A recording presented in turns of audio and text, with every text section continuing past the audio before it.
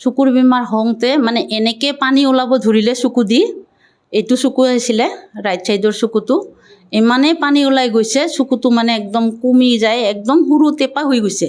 এজন ভকতক সুধিলোঁ ডক্তৰৰ ওচৰত যাব পাৰিম না নোৱাৰিম। তেওঁ ক'লে যে আপুনি চকুৰ কথাটো আপুনি অলপো দেৰি নকৰিব, যাওক ডক্তৰৰ ওচৰত লৈ যাওক, যাই পেলাই যি পৰামৰ্শ পায় সেইমতে আপুনি হেৰি কৰক বুলি পেলাই ক'লে।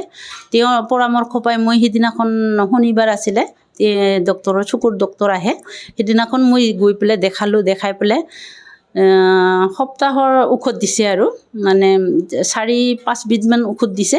সেই ঔষধবিলাক লগাই প্ৰভুৰ কৃপাত একদম লগে লগে আৰাম পাই গৈছোঁ। লগে লগে চকু ভাল হৈ আহিল আৰু মলমো দিছিলে। মলমটো লগোৱাৰ পিছতো চকুটো যেনেকুৱা চকু সেনেকুৱাই হৈ আহিলে। তাৰপিছতে ইমানেই ভাল মানে পাই গৈছোঁ আৰু নেক্সট সপ্তাহত আৰু চেকআপত যাব দিছিলে। নেক্সট সপ্তাহ চেকআপত যাই দেখালোঁ। তাৰপিছত আপোনাৰ চকু একদম পূৰা আহি গৈছে এনেকৈ কৈ দিছে ডক্তৰে। তাৰপিছত মই ভাবিলোঁ প্ৰভুৰ কৃপাতে ভাল পালোঁ, এনেকৈ ভাবিছোঁ আৰু। তাৰপিছত আৰু সেনেকৈ মানে এসপ্তাহ লগাব দিয়াৰ পিছত সম্পূৰ্ণ ভাল পাইছোঁ মই চকুটো।